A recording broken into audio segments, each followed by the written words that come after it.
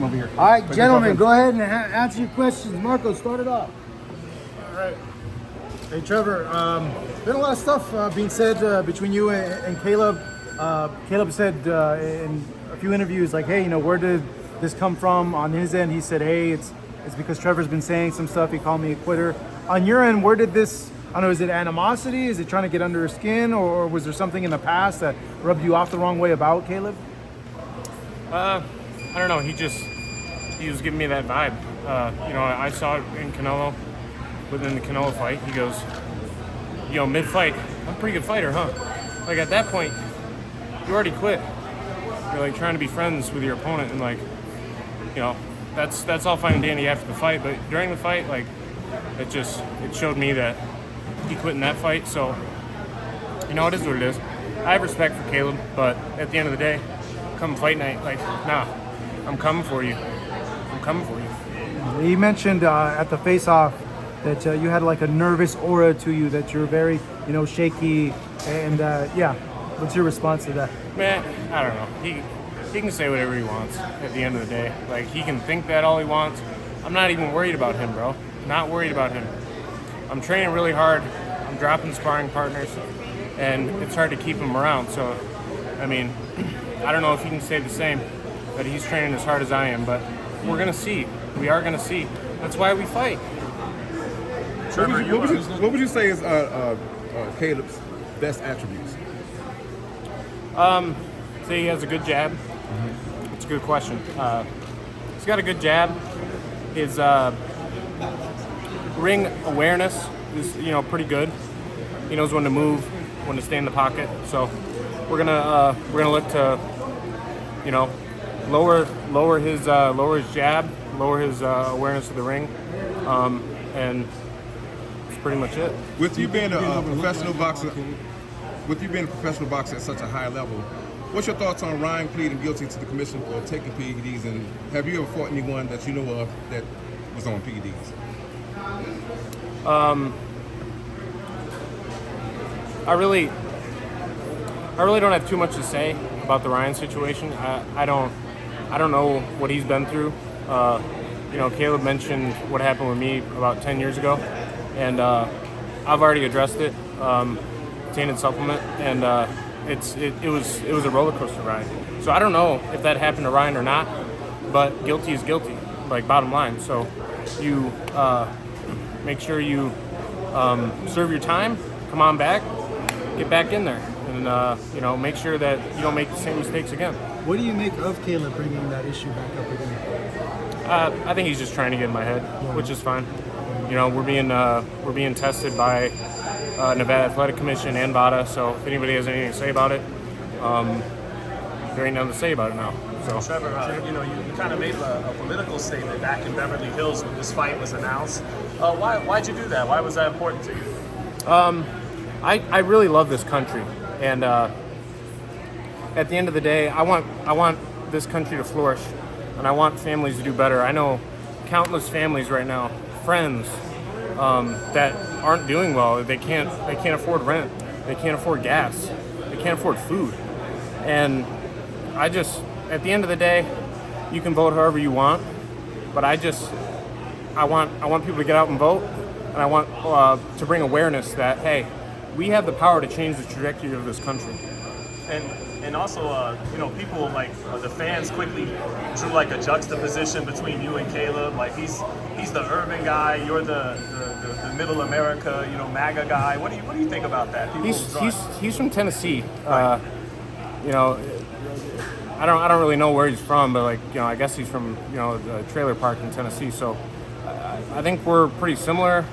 He's got a lot more money than me, so maybe he's changed a little bit. I don't know, but I think a lot of the fans and just people, America in general, they need to realize that there is some people on that other side that they had no idea was actually voting that way, because a lot of people are quiet about it.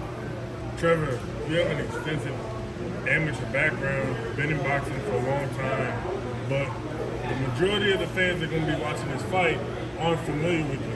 Do you feel like you're being overlooked not only by the fans, but maybe a little bit by your opponent? For sure, man. What's up, Brock? How you doing? What up, bro? How you doing? Good to see you. Man. We were in the amateurs together, but I know. yeah, what's up? So, yeah, man. I've been in the sport a long time, and a lot of people don't know that. I appreciate you showing me the love, but it's like we're gonna see September 14th. I know a lot of people are looking at me like, who is this guy? And I don't look like you look at me. I don't look like I'm a great fighter, but you go around gyms here and you ask, and they know what's up. Their mouth drops when I get in there. They're like, "Who is this guy?" I thought he was just some strong, bulky Caucasian dude. But it's going to be really interesting September 14th, man, because I do have a lot of experience. I had 150 amateur fights, 7-time national champion. So and I'm 28-0, 21 knockouts. So that's why we fight, and we're going to see, baby. To piggyback off the Canelo fight coming up right after you. Yeah, how do you see that fight, Canelo and Berrigan? Oh man, I think it'll be a real interesting fight. Berlinga's got the power. I think Canelo's going to get to him though. I think his defense is a little not there. But we're going to see, man. Puncher's chance always, but Canelo got that granite chin, so it's going to be interesting. But I take Canelo by like mid-round stoppage. Well, speaking of Canelo, what's your thoughts on Canelo demanding $150 million to fight Crawford and $200 million to fight David Benavidez? He did his fair share. He's fought everybody. I mean, he wanted to fight Triple G. He fought Triple G 3 times. He's fought everybody. So he's in the position now to fight who he wants. And I don't really knock him for that. Try to get your bag, Trevor, the Vegas odds got it big in Caleb's favor. What do you think they're sleeping on? What are the general public sleeping on that you're capable of? Could be, last performance. I was put in with, a southpaw that didn't really throw many punches, so I had to make a fight out of it. I'm not a guy that's going to bore the crowd. I'm coming, so that's kind of what happened with that. And I don't know if it's that. Maybe could be that I was off for 4 years. You know what I mean? But people got to look at it too. Caleb has been out for over a year and a half. So we'll see. Do you think you can break his will in this fight? 100%. So how does that happen? Yeah, I know you mentioned it, like, hey, that he wilted in the Canelo fight. I know you look at that and you question his mental game. Like, I guess, how does that look in the fight if things go your way? Just my tenacity. I keep coming no matter what, and it's not even like I keep coming caveman type. I stay on top of it, man, and I don't know. Just ever since I was little, I got it ingrained in me that you win or you die. And a lot of times going to these national tournaments, I was in my head, like, you hear about Mike Tyson crying before fights. That was kind of me, like, or guess what? I was going to get it when I got home. So time to win.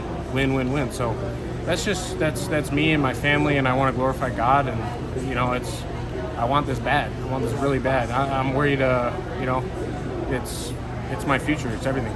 So in the situation the fight does go in the later rounds, talk to us about, does your approach change? Does your game plan change? What is that like in your mind, making adjustments in the fight? We've been working on different sparring partners. Switching them out at 6. Switching them out at round 6, bringing in another one that is going to move a little bit more. Just keeping it fresh. So I've been adapting and sparring. So it's going to be a good fight. I'm really excited.